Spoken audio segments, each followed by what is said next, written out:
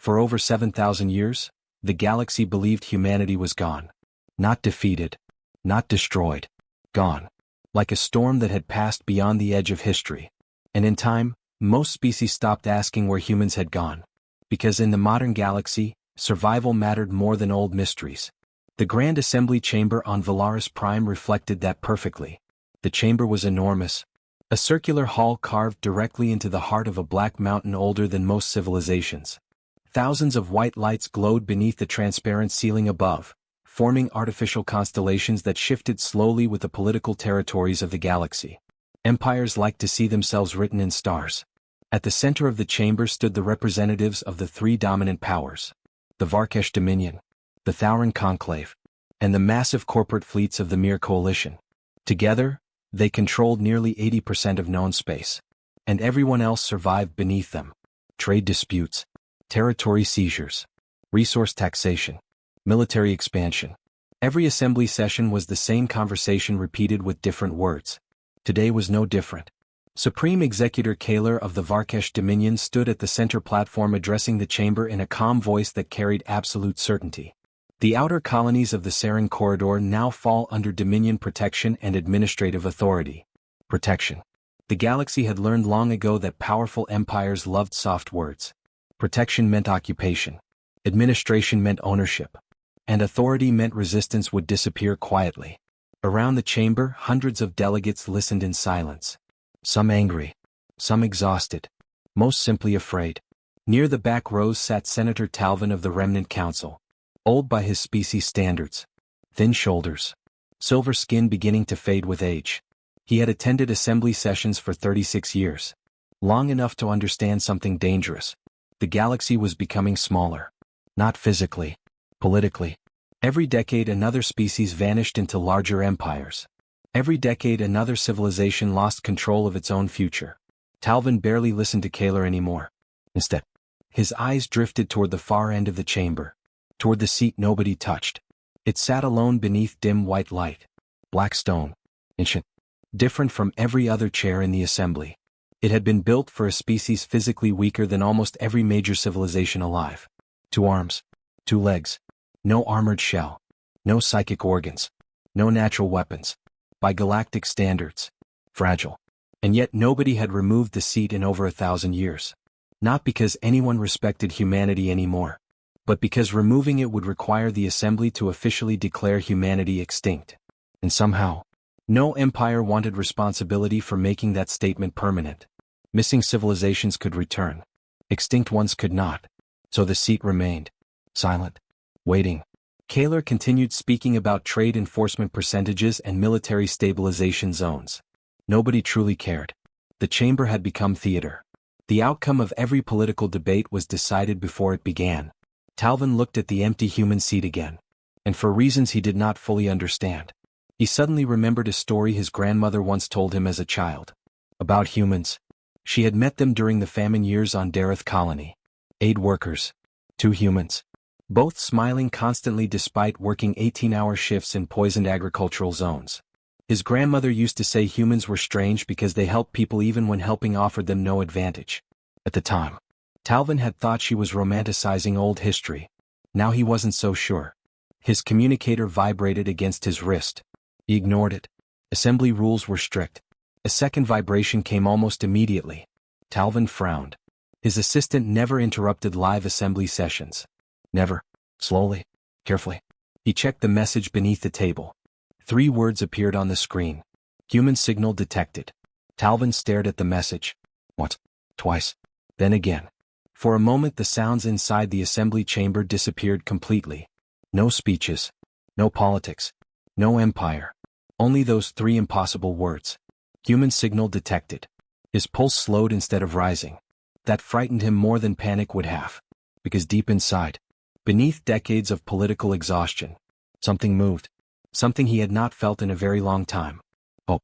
At the front of the chamber, Kaler continued calmly discussing territorial authority, completely unaware that the balance of the galaxy had just begun to change. The Outer Rim listening station was not important enough to appear on most galactic maps, which was exactly why Chief Observer Lyris preferred working there. No politicians. No military officers. No endless assembly reports pretending the galaxy was stable. Only silence, cold space, and ancient signals drifting through the dark. The station orbited a dead moon near the edge of explored territory. Half the equipment was outdated. The Western sensor array only worked if someone physically hit the control panel twice before activation. And the station budget had been reduced 7 consecutive years in a row. Lyris often joked that the assembly kept the observatory alive only because forgetting to close it required paperwork. She was repairing a damaged relay conduit when the emergency alert sounded. Not loudly. Not dramatically. Just one quiet tone echoing through the corridor. Her assistant froze at the monitoring station. "Chief." Lyris immediately noticed his voice. Fear. Not panic. Worse. Disbelief. She crossed the room quickly. "What happened?" The young technician pointed silently at the central display. A signal waveform moved across the screen. Clean. Stable. Impossible. Lyris stared at it for several seconds before speaking. "No." The technician swallowed hard. "I already checked calibration." "Check again." "I checked 4 times." "Again." Far beyond anywhere humanity should still exist. A cold feeling spread slowly through the room. Not fear of attack. He obeyed immediately.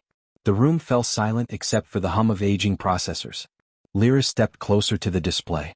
The signal repeated every 6 minutes exactly. Not natural. Not random. Artificial. And ancient. Her chest tightened. Because she recognized the transmission architecture. Every observatory officer did. Pre-departure human standard. A communication system abandoned over 1,000 years ago. The technician looked pale. "That frequency band hasn't been active since." "I know." Lyris interrupted quietly. She checked source coordinates. Then checked them again. Deep space. Far beyond old human territory. Fear of history returning. The technician spoke carefully. "Should we notify Central Command?" Lyris didn't answer immediately. Instead, she replayed the signal. Again. Again. Again. Then she noticed something strange. There was no distortion. No degradation. 1,000-year-old signal should have been damaged beyond recognition. This transmission was clean. Fresh. Recent. Someone had sent it intentionally. Very recently. She felt the atmosphere in the room shift. Like standing near the edge of something enormous you couldn't fully see yet. "Seal the station network." The technician blinked. "What?" "Now." He obeyed instantly. Lyris removed the main data core from the connected system manually.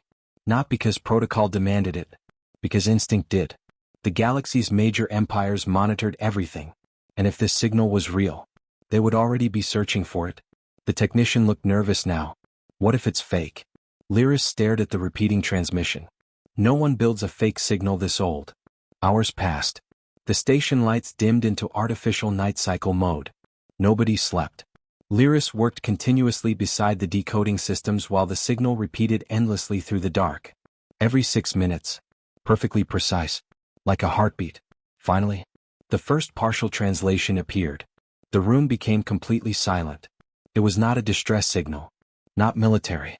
Not hostile. Coordinates. Navigation pathways. Safe transit routes through deep space. And beneath them, a message. Very short. Very simple. Lyris read it slowly. "If this signal is received." She stopped breathing for a second. "Then someone still remembers us." The technician whispered, "Oh stars." But the message wasn't finished. More text continued appearing across the display. "We are returning." No dramatic warning. No threats. No demands. Just calm certainty. As if humanity had only stepped outside briefly. Lyris felt something strange then. Not relief. Not excitement. Perspective. Because suddenly the galaxy's endless political struggles felt small. Temporary. Like children fighting over territory while something ancient watched quietly from the dark. Her communicator activated sharply. Priority transmission. "Senator Talvin." She answered immediately. The senator's holographic image appeared above the console. "Tired, but fully alert now." "You verified the signal?" "Yes." "Multiple times?" "Yes." Talvin was silent for several moments. Then, "Who else knows?" "Not many." "Good." His voice lowered carefully. "Keep it that way." Lyris understood immediately. Because if the empires learned humanity might truly be returning, the galaxy would panic. And frightened empires were dangerous. Talvin looked toward something outside hologram view before speaking again. Send me the complete transmission package. Yes, Senator. An observer? She waited. For the first time since she had known him, Talvin sounded uncertain. What does the message feel like to you? Lyris looked back at the repeating signal. At the calm precision of it. At the impossible confidence behind every word. Then she answered honestly. Like they already know what the galaxy became while they were gone. Silence. Talvin nodded slowly. Then ended the transmission. Outside the observatory windows, the stars remained cold and distant. But somewhere beyond them, humanity was moving again. The message reached the Varkesh Dominion 31 minutes later, which, by Imperial standards, was terrifyingly fast. Supreme Executor Kaler read the transmission alone inside his private strategy chamber high above the capital city of Varker Prime. The room had no windows. The Dominion believed leaders should focus on power, not scenery. Black walls surrounded a floating tactical display showing the known galaxy in glowing red sectors. Most of it belonged to the Dominion now, or soon would. Kaler stood motionless while the human message repeated again through the chamber speakers. We are returning. No threats. No military declarations. No negotiation requests. That bothered him more than aggression would have. Beside him stood High Strategist Vera. Old by Dominion standards. Sharp-minded. One of the few advisors still alive because she told the truth even when truth was inconvenient. Kaler replayed the transmission again. Then finally spoke. Assessment. Vera answered immediately. Unknown. Kaler disliked that word. Empires survived by categorizing threats. Weak. Manageable. Dangerous. Conquerable. Humanity no longer fit cleanly into any category. They disappeared over 1,000 years ago, Kaler said quietly. Yes. They possessed no major military advantage. Yes. They abandoned known territory voluntarily. Yes. Kaler turned toward her slowly. Then why, he asked calmly, does this feel like a warning? Vera did not answer immediately, because she had been asking herself the same question since reading the signal. Finally she said, because species that fear extinction do not speak this calmly. Silence settled heavily across the room. The galaxy remembered humanity as ambitious but divided, creative but unstable, dangerous in small unpredictable ways, not dominant, not unstoppable, certainly not capable of terrifying ancient empires through a single transmission. And yet, that was exactly what was happening. Kaler activated archived intelligence records. Old human fleet structures appeared above the table, primitive by modern standards. Small carriers, chemical weapon systems, early jump technology. Nothing impressive. Nothing that should concern the Dominion. But the records ended abruptly after humanity vanished. 1,000 years without observation. 1,000 years without limits. 1,000 years without anyone knowing what humans had become. That was the problem. Vera studied the transmission again. They chose their wording carefully. Kaler glanced toward her. How so? They said they are returning. She paused. Not surviving. Not hiding. Not asking permission. A long silence followed. Then another alert appeared on the chamber display. Additional reports flooding inward. The Thauran Conclave had activated military review councils. Mere coalition trade fleets were rerouting away from old human sectors. Border surveillance stations across 3 regions reported unusual encrypted traffic. The galaxy was reacting already. Fear moved quickly between stars. Kaler watched the incoming reports carefully. Then one line caught his attention. Psychic analysis requested. Minutes later, the holographic image of Archseer Lysera appeared above the chamber floor. Leader of the Thauran Psychic Order. One of the most powerful telepaths in known space. Her pale silver eyes focused on Kaler immediately. You received the signal. We did. And? Lysera was quiet for several seconds, which unsettled Kaler more than dramatic reactions would have. Finally she answered. I cannot read it. Kaler frowned slightly. What does that mean? It means the emotional structure behind the message is wrong. She searched briefly for words. Most species leave emotional traces in communication. Fear, pride, anger, deception. And humans? Lysera looked disturbed for the first time in decades. Nothing. Nothing? No fear. No hostility. No excitement. No uncertainty. Her voice lowered slightly. It feels controlled. That word lingered heavily inside the chamber. Controlled. Not emotional. Not reactive. Prepared. Kaler folded his hands behind his back. Could they truly have advanced significantly? Lysra met his eyes directly. 1,000 unobserved years is enough time for civilizations to become unrecognizable. Then she added something far worse. And they wanted us to know they were returning. That changed everything. Because if humanity feared the galaxy, they would have stayed hidden. Instead, they announced themselves openly, confidently, like a species arriving exactly when it intended to. Suddenly another alert flashed across the tactical display. Outer border detection. Unknown vessel entering assembly space. The chamber lights dimmed automatically as sensor imagery expanded above the table. A single ship drifted slowly from deep transit into monitored galactic territory. Not large. Not armed visibly. No fleet escort. No aggressive posture. And somehow, that made every military officer watching far more nervous. Kaler stared at the ship for a long moment, then quietly asked, "Is that really all they sent?" Vera answered softly, "If they feared us." She paused. "They wouldn't have come with one ship." Crosspoint Station had survived for 212 years by remaining neutral. Neutrality, however, did not mean safety. It meant everyone watched everyone constantly. The station floated at the intersection of 4 major transit lanes and housed over 90,000 residents from 63 species. Merchants, diplomats, information brokers, smugglers pretending not to be smugglers, and intelligence agents pretending to be merchants pretending not to be smugglers. Crosspoint's true economy was information. Who had power, who was losing it, and who was about to start a war. Which explained why every observation deck on the station was overflowing when the human ship arrived. The vessel emerged from transit without drama. No massive fleet. No weapon display. No intimidation tactics. Just one medium-sized ship gliding silently into monitored space.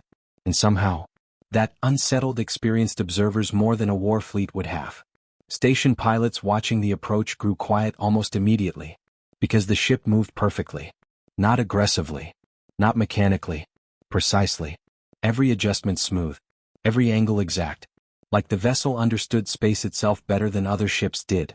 Crosspoint Traffic Control transmitted standard docking instructions. The human ship acknowledged instantly. No delay. No confusion. And then it docked without using a single visible correction thruster. The observation deck became silent. One veteran pilot whispered, "That's impossible." Another answered quietly, "No." His eyes stayed fixed on the ship. "That's control." The docking corridor sealed. Atmospheric pressure stabilized. Then the airlock opened. 3 humans walked out. And for several seconds, nobody moved. Because after 1,000 years of myth, humanity looked painfully ordinary. 2 arms. 2 legs. No biological armor. No psychic glow. No visible weapons. No enhanced skeletal structures. Fragile. Almost disappointingly simple.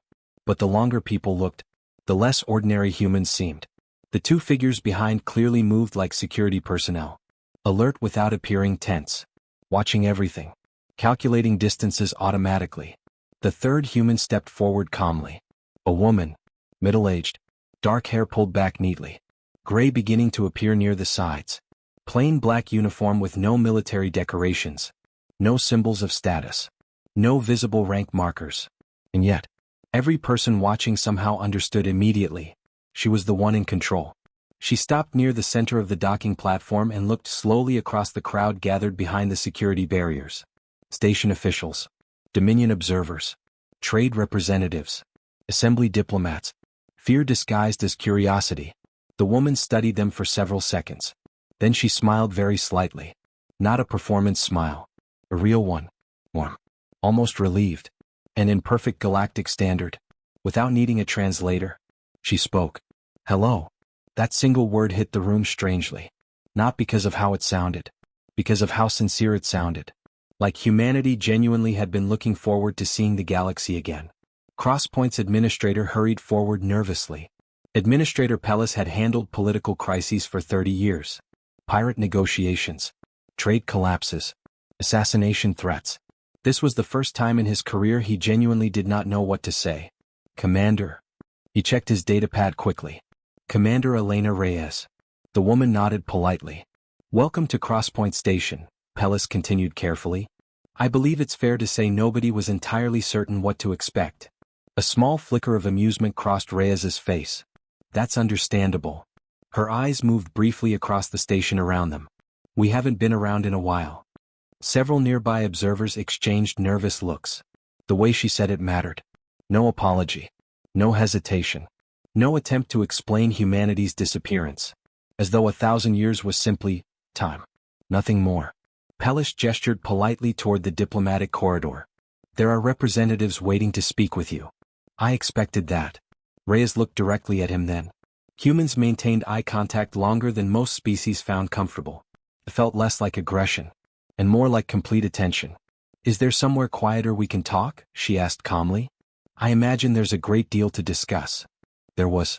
As they moved through the station corridors, security teams silently repositioned nearby. Not because Reyes threatened anyone. Because she didn't. That was the unsettling part. She moved through the station like someone who already understood every possible outcome.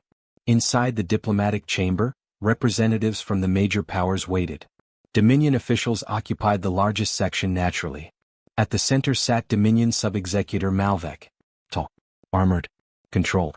A political predator trained to dominate rooms through presence alone. He remained seated deliberately when Reyes entered. A dominance signal. Most species reacted instinctively to status displays. Reyes did not. She simply chose a seat halfway down the table where she could see everyone clearly. Not submissive. Not challenging. Balanced. Calculated. Malvek studied her carefully. The Dominion welcomes the return of humanity. Thank you, Reyes replied calmly. The current galactic order, Malvek continued, has evolved considerably during your absence. We know. The room went still. Malvek's expression changed slightly. You know? Reyes picked up the glass of water placed beside her seat, examined it briefly, set it back down untouched, then looked directly at him. We've been watching. Silence. Real silence this time. Not political silence. Fierce silence. Malvek spoke carefully now. You monitored the galaxy? For a long time. Reyes's voice never changed. No emotion. No threat. Just certainty. We know about the expansion campaigns. We know about the consolidation zones. We know which species disappeared. Her eyes moved slowly across the room. We know who benefited. Nobody interrupted. Because suddenly everyone understood something horrifying. Humanity had not returned blindly. They had returned informed. Prepared. Watching. And before anyone in the room could respond, Reyes calmly delivered the sentence that truly changed everything. We did not return because we finally became strong enough to survive. Pause. Then. We returned because we're ready now. The emergency meeting ended 3 hours later. Nobody left comfortable. Nobody left calm. And nobody trusted humanity's intentions. Which was exactly why the Dominion responded the way empires always responded when uncertain. With military force. 3 days after Commander Reyes arrived at Crosspoint, a Dominion warship entered station orbit. Not a diplomatic vessel. Not an escort craft. A war cruiser. Massive. Black armored plating stretching nearly 2 kilometers across. Enough firepower to erase entire colonial cities from orbit. The ship positioned itself directly above Crosspoint Station without requesting permission, which technically was a violation of 13 interstellar agreements. The Dominion ignored agreements whenever convenient. Inside the station, tension spread immediately. Trade markets slowed. Security forces doubled patrols. Civilian transport traffic rerouted away from docking sectors. Everyone understood what the cruiser represented. Pressure. A reminder. An empire saying, we are still stronger than you. Senator Talvin stood beside Reyes on one of the observation decks watching the warship settle into position outside the station windows. The enormous vessel blocked half the visible stars. Talvin swallowed carefully. They're trying to intimidate you. Reyes folded her arms quietly. I know. You don't seem concerned. Her expression barely changed. That's because this isn't actually a military action. Talvin looked confused. Reyes glanced toward the cruiser again. This is fear pretending to be confidence. The old senator stared at her. The terrifying part was, she genuinely believed that. Her communicator vibrated softly. One short message appeared across the display. Ready. Reyes read it once. Then calmly typed a single reply. Proceed. Talvin noticed the exchange immediately. What was that? Reyes looked back out toward the warship. An opportunity. For several seconds, nothing happened. Then suddenly, every light on the Dominion cruiser shut off. Completely. The giant warship went dark instantly. Engines, weapons, shields, communications. Everything died simultaneously. Across Crosspoint Station, alarms exploded into life. Observation decks erupted into panic. People shouted. Security teams activated emergency protocols. And outside the station windows, the massive Dominion cruiser simply floated motionless in silence. Dead. Talvin felt cold fear grip his chest. What did you do? Reyes remained perfectly calm. Nothing permanent. 6 long seconds passed. Then every system aboard the cruiser reactivated at once. Lights returned. Engines restarted. Weapons came online. The ship remained exactly where it had been. But now, it felt different. Smaller somehow. The station-wide emergency channel activated violently. The Dominion captain's voice burst through the speakers. Furious. Unsteady. What have you done to my ship? Thousands across Crosspoint listened in total silence. Reyes calmly activated her communicator. Her voice remained level. We demonstrated capability. You attacked a Dominion military vessel. No. Reyes interrupted softly. If we attacked your vessel. She let the sentence hang unfinished. The silence afterward felt heavy. Because everyone understood exactly what she meant. The captain spoke again. Less confident now. How did you bypass our systems? Reyes looked at the warship drifting outside. Then answered honestly. You're asking the wrong question. Pause. The important question is how long we've been capable of doing it. Talvin felt the atmosphere around him change. Not politically. Psychologically. For the first time in centuries, the galaxy's great powers looked vulnerable. Reyes deactivated the channel calmly. Then turned back toward the stars beyond the station glass. Talvin studied her carefully. You planned this? Yes. You knew they'd send a warship? Yes. And this was all calculated? Yes. No pride. No arrogance. Just facts. Talvin suddenly understood something important. Humanity did not improvise anymore. Everything felt prepared. Measured. Anticipated years before it happened. A new transmission arrived seconds later. Priority level. Directly from Supreme Executor Kaler himself. The message appeared across every secured diplomatic screen on Crosspoint Station. Commander Reyes. The Dominion requests formal discussion. Talvin stared at the message. Then slowly looked toward Reyes. A few days ago, the Dominion had viewed humanity as an old mystery. Now the most powerful empire in the galaxy was requesting negotiations after losing control of a warship in 6 seconds. Reyes read the message quietly. Then smiled slightly. Not victory. Not satisfaction. Something calmer. Like events were finally proceeding on schedule. What happens now? Talvin asked softly. Reyes looked back toward the stars. Now, she said, they start listening. The Dominion diplomatic fleet arrived in Earth's system 12 days later. Not because the Dominion trusted humanity. Because they no longer trusted their own assumptions. Supreme Executor Kaler himself did not come. Empires rarely risked their highest leaders near unknown threats. Instead, he sent Grand Admiral Varric, a man famous across the galaxy for surviving 6 expansion wars and crushing 3 planetary rebellions without losing a single fleet. If anyone could judge humanity accurately, it would be him. The Dominion Task Force exited transit carefully at the outer edge of the Sol system. 32 warships. Full combat readiness. Weapons armed. Shields active. Every sensor array running at maximum sensitivity. And immediately, the readings stopped making sense. Earth was there. Exactly where history said it should be. Blue oceans. White cloud systems. Green continental masses. Beautiful. Peaceful. Normal. Nothing else was normal. The old records described Sol as lightly developed. Primitive orbital infrastructure. Limited colonization. Early industrial expansion. Instead, Varric's sensors showed structures stretching across the entire system. Not random stations. Not military shipyards. Something larger.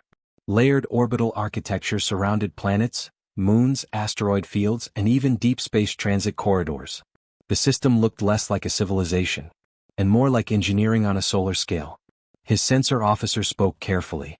Admiral, the readings keep changing classification. What does that mean? It means our systems don't recognize what they're looking at. The officer swallowed. These structures don't match known military, civilian, or industrial categories. That unsettled Varric more than hostile weapons would have. Unknown things were dangerous, especially when built quietly. The fleet moved inward slowly, following the navigation routes humanity had transmitted earlier. Every path precisely marked. Safe vector. The wording bothered him. Because only something completely confident labels space around itself as safe. At exactly 40,000 kilometers above Earth, the entire Dominion fleet stopped moving. Instantly. No engine failure. No collision warning. No external impact. The ships simply stopped. Held motionless. 32 Dominion warships frozen in space. Varric rose from his command chair immediately. Report. Engines operational. Shields operational. Weapons operational. Then why aren't we moving? Nobody answered. Because nobody understood. The ships were functioning perfectly. They simply could not advance. Then a calm voice entered the command bridge through every communication channel simultaneously. Admiral Varric. The bridge became silent. Welcome to Sol. Commander Reyes. Varric recognized her immediately. Her voice remained calm. Unhurried. We apologize for the inconvenience. Varric's eyes narrowed. You are restraining Dominion military vessels. Yes. No denial. No political language. Just honesty. We felt it was important to demonstrate boundaries before discussions begin. Varric's jaw tightened. You immobilized an armed fleet. Yes. How? A brief pause. Then. We built differently than the galaxy did.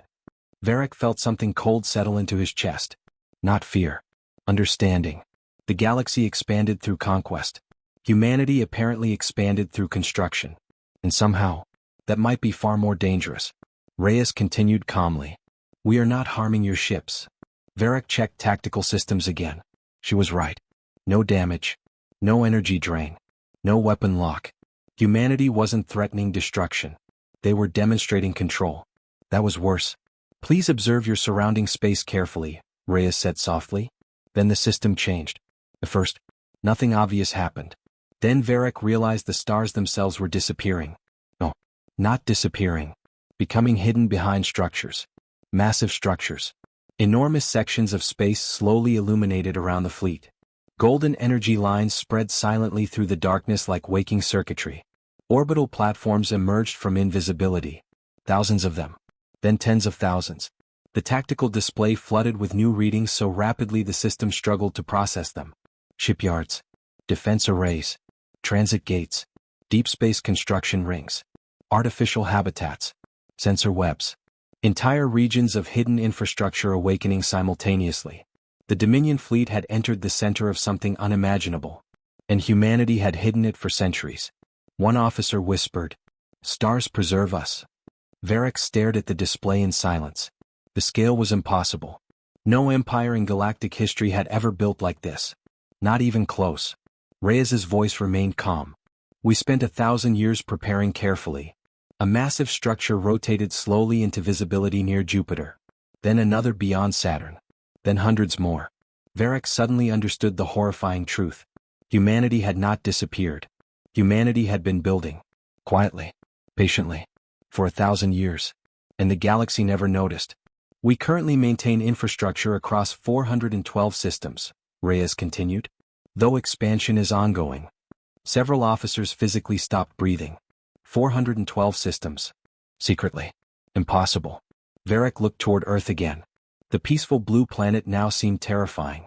Not because it looked aggressive. Because it didn't. Humanity possessed overwhelming power. And still chose calm. That level of restraint required confidence beyond anything the Dominion understood. Finally Varric spoke quietly. What exactly do humans want? Silence lingered briefly. Then Reyes answered with absolute clarity. We want the galaxy to become something better than it is now. Varric expected threats. Demands. Conquest declarations. Instead, humanity spoke like disappointed guardians returning home. And somehow, that frightened him more than war would have. The emergency assembly session began 18 hours later.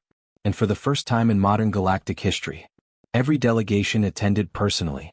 The Grand Assembly chamber overflowed with tension. Military escorts lined every corridor. Surveillance systems operated at triple capacity. Even the station air felt heavier. Because the galaxy had finally understood something dangerous. Humanity was not re-entering galactic civilization. Humanity was arriving above it. Senator Talvin stood near the remnant council tier watching delegates fill the enormous chamber below.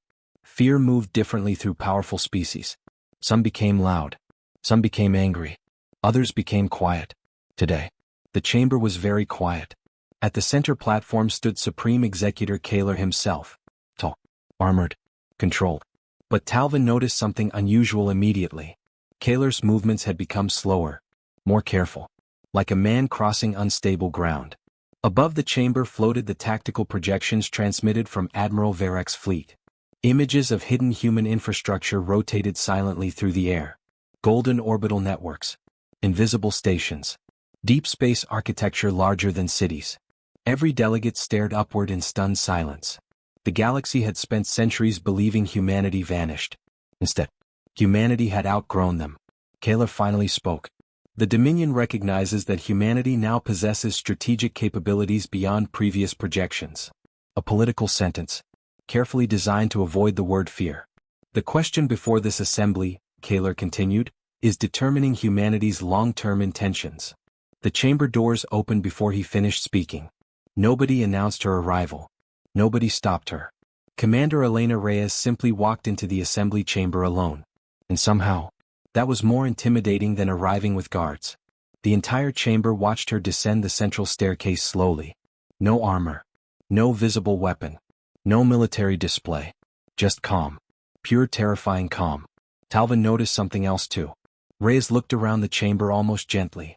Like someone revisiting an old place after many years away. She stopped at the center floor beneath the floating star maps overhead.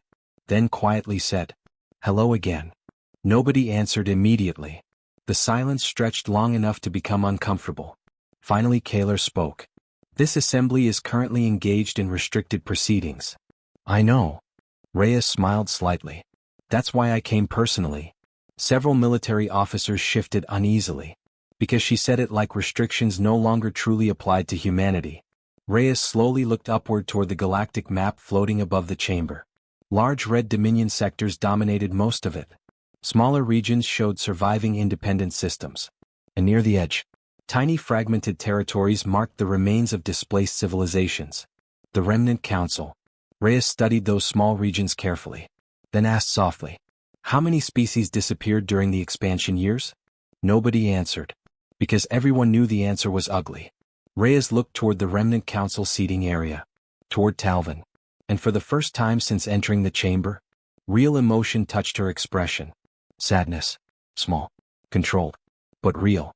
"We know what happened while we were gone," she said quietly. The chamber remained silent. Reyes continued calmly. "We know about forced relocations. We know about agricultural collapses. We know about resource extraction quotas. We know how many worlds lost water access during consolidation campaigns." Several Dominion delegates visibly stiffened. Reyes never raised her voice. Never accused anyone directly. Which somehow made every sentence feel sharper. "We know which species asked for aid." Pause.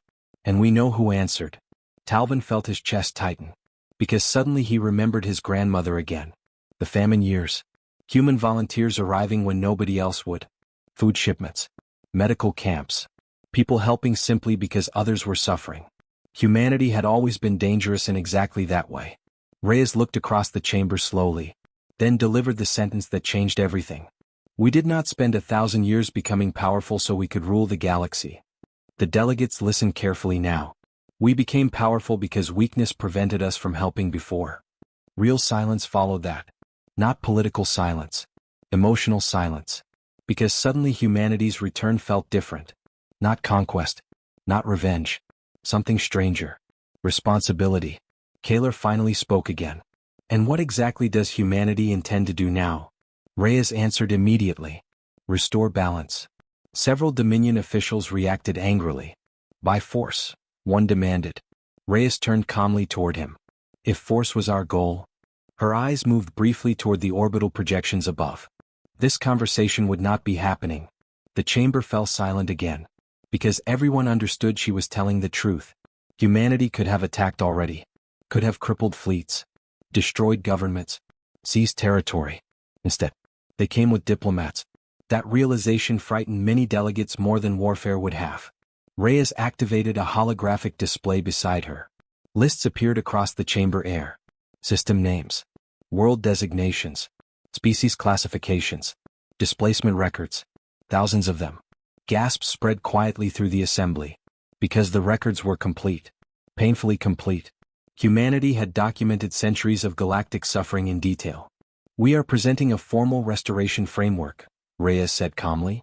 All displaced civilizations represented within the Remnant Council will receive territorial review and restoration support.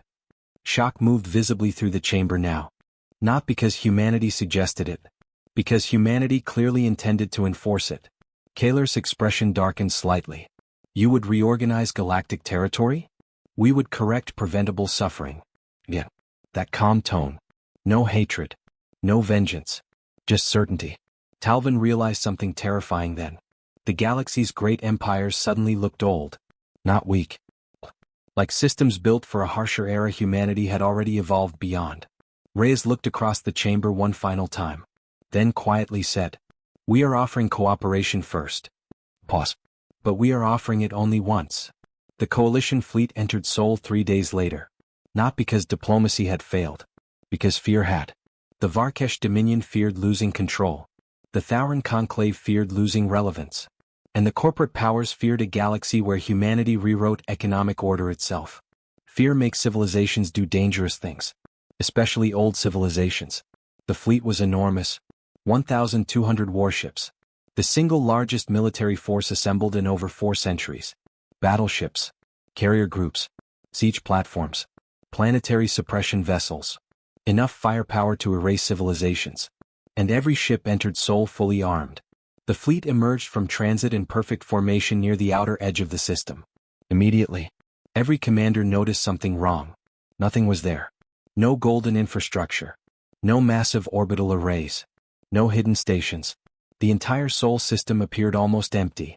Earth rotated peacefully in the distance beneath soft cloud cover. Whoa. Quiet. Unprotected. Fleet Admiral Serac frowned immediately. His instincts screamed at him. Predators survived by recognizing traps. And this felt like one. Full-spectrum scans. The tactical officers obeyed instantly. Minutes passed. Nothing. No hidden fleets. No shield networks. No energy signatures. Clean space. Too clean. One officer spoke carefully. "Sir, either the previous reports were false." Nobody finished the sentence. Because Admiral Varek's recordings had already been verified 100 times. Humanity had possessed impossible infrastructure. So where was it? Serac stared toward Earth silently. Then his communicator activated. Commander Reyes appeared calmly on the main tactical display. Exactly as composed as always. "Admiral Serac," she said softly. "Welcome to Sol." Serac's voice hardened immediately. "The Coalition fleet has entered this system under authority of Emergency Assembly Directive." "Yes." "You understand this fleet is prepared for military engagement?" "Yes." No fear. No reaction. Just calm acknowledgement. It unsettled everyone listening. Reyes folded her hands behind her back. "We would like to ask for 1 hour before you proceed further." Serac narrowed his eyes. 1 hour for what? A slight pause. Then, "To show you something properly." The bridge became silent. Serac almost refused immediately. Then instinct stopped him. Because every interaction with humanity had followed the same terrifying pattern. Humans never bluffed. Finally he answered. 1 hour. Reyes nodded once. "Thank you." Then the transmission ended. 460 seconds. Nothing happened. Then the stars disappeared. Not literally. They vanished behind structures so massive the fleet sensors initially failed to process them correctly. Space itself began changing around the Coalition fleet. The darkness illuminated slowly. Golden lines spread through the void like awakening neural pathways. Entire sections of hidden infrastructure emerged from invisibility simultaneously. And this time, humanity did not reveal pieces. They revealed everything. The fleet tactical displays overloaded instantly. Thousands, then millions, orbital systems, transit corridors, defense grids, artificial moons, deep space cities, stellar engineering platforms, structures wrapped around planets like luminous rings, massive shipyards hidden within asteroid belts. solar energy collectors larger than continents. And beyond Sol, the network continued, expanding outward across the tactical projection like roots spreading beneath the galaxy itself. Human infrastructure filled system after system after system. Not 400 systems. More. Far more. The tactical AI struggled to render the scale correctly. Estimated human-administered regions, one officer whispered. His voice trembled. 731 confirmed systems. Silence. Absolute silence. Some officers physically stepped backward from their displays, because the scale stopped feeling military. It felt civilizational. Like humanity had quietly built an entirely new era while the galaxy fought over borders. Then Earth itself illuminated. Not weapon systems. Cities. Beautiful cities. Visible now across the planet's night side. Clean lights. Perfect environmental balance. Oceans untouched by industrial decay. Atmospheric systems operating in harmony with the planet itself. Humanity had not merely grown stronger. Humanity had learned control. Real control. The kind civilization spent millennia trying to achieve. Commander Reyes reappeared across every coalition channel. We didn't want to reveal everything this quickly. Her voice remained calm. But we believe clarity is kinder than uncertainty. Fleet Admiral Serac stared at the impossible network surrounding them. The coalition fleet looked tiny now. 1,200 warships floating inside a civilization so advanced it barely resembled the rest of the galaxy anymore. And suddenly, Serac understood why humanity had remained hidden. Not because they were weak. Because they were becoming something else. Something larger than empire. One officer whispered quietly. We can't fight this. Nobody argued. Because everyone knew it was true. Reyes spoke again. We are not showing you this as a threat. That sentence sounded insane. Until she continued. We are showing you because the galaxy deserves to understand the future before deciding whether to resist it. Serac finally found his voice. If humanity possesses this level of power. He looked toward Earth. Why not simply take control? For the first time. Reyes smiled fully. Not arrogance. Not superiority. Something almost sad. Because domination is the oldest mistake intelligent species make. A long silence followed.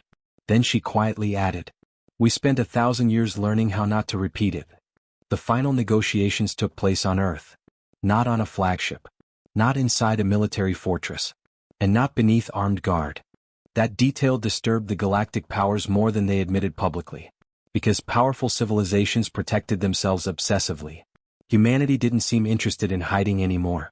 The diplomatic summit was held inside a structure overlooking an ocean along Earth's western continent. The building itself was elegant but strangely simple. Open glass walls. Natural light. Living trees growing through interior sections of the architecture itself. No visible defensive systems. No armed patrols. No military intimidation. And yet every delegate arriving there understood the horrifying truth. Earth did not need visible defenses. Supreme Executor Kaler arrived first. Then the Thauran High Conclave. Then representatives from over 40 surviving civilizations, including every member of the Remnant Council. Senator Talvin stood near the ocean-facing balcony watching waves crash gently against black coastal stone far below. Earth felt strange. Not weak. Not peaceful. Balanced. Like humanity had learned something the rest of the galaxy still hadn't. The negotiations began quietly. Commander Reyes stood at the center chamber beneath a holographic projection of the galaxy. No dramatic speech. No political theater. Just calm clarity. We are not here to replace the current powers, she began. We are here to prevent the cycle from continuing. The projection shifted. Centuries of galactic expansion appeared across the chamber. Wars. Occupation zones. Species collapses. Resource seizures. Population reductions. The entire history of imperial expansion displayed in cold detail. Reyes looked toward the assembled leaders calmly. This galaxy became optimized for extraction instead of stability. No one interrupted. Because humanity's data was flawless. Painfully flawless. We studied your civilizations for centuries, Reyes continued. We studied your economies. Your wars. Your psychology. We studied where suffering repeated. Pause. Then we built systems designed to interrupt those patterns permanently. Caleb finally spoke.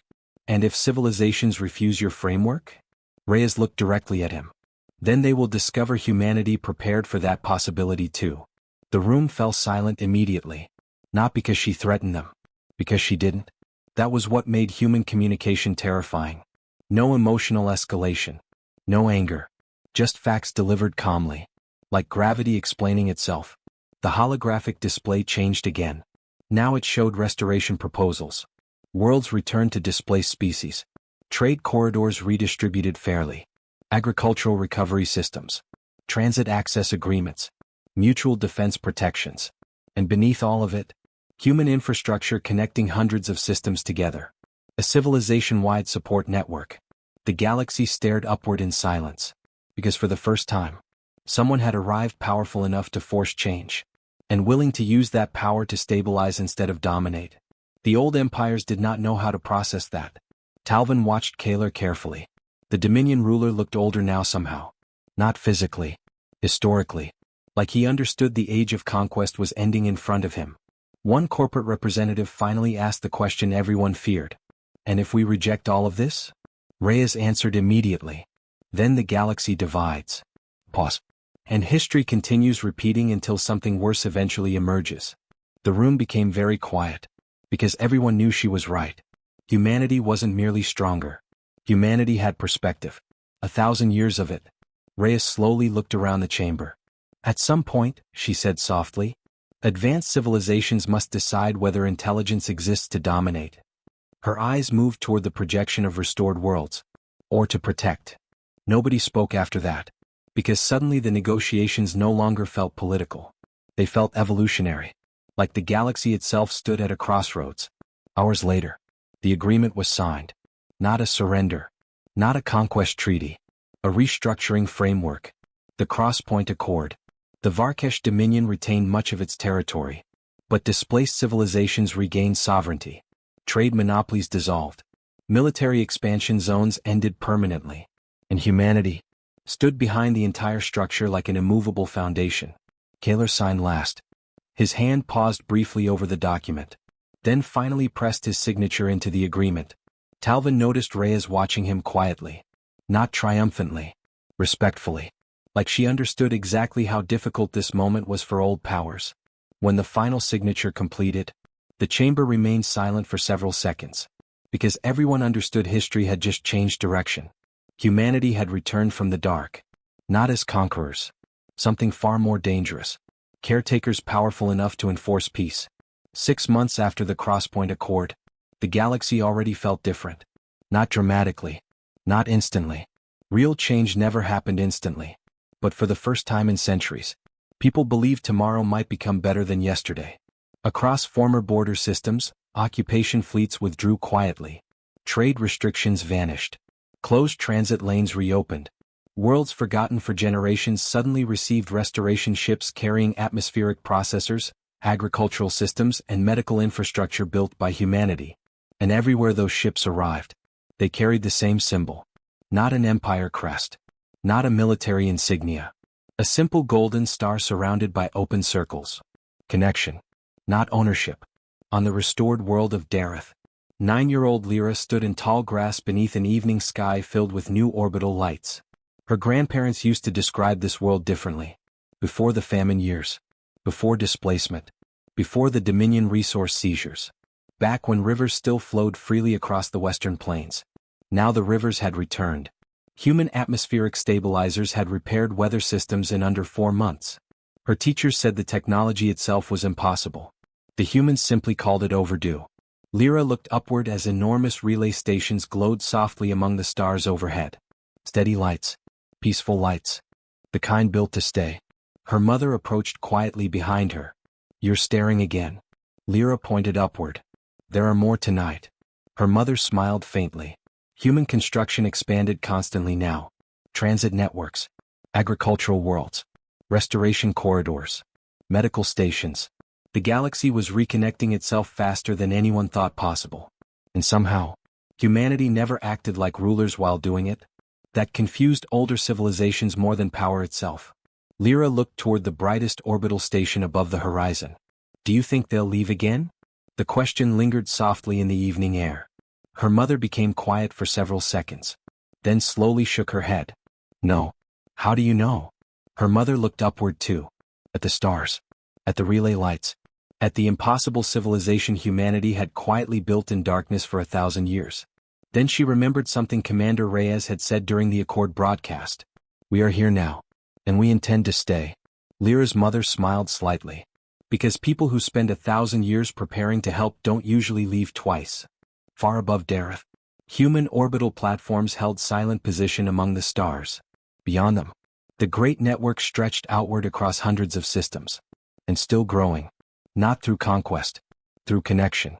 On Earth, Commander Reyes stood alone near the same ocean where the Accord had been signed months earlier. Night waves rolled gently against black stone below. Behind her, humanity's cities glowed softly along the coastline. Peaceful. Alive. Her communicator activated quietly. Supreme Executor Kaler appeared through hologram projection. "Older now. Calmer too. The restoration fleets have reached the outer sectors," he reported. Reyes nodded once. "And resistance?" "Minimal." Kaler hesitated briefly.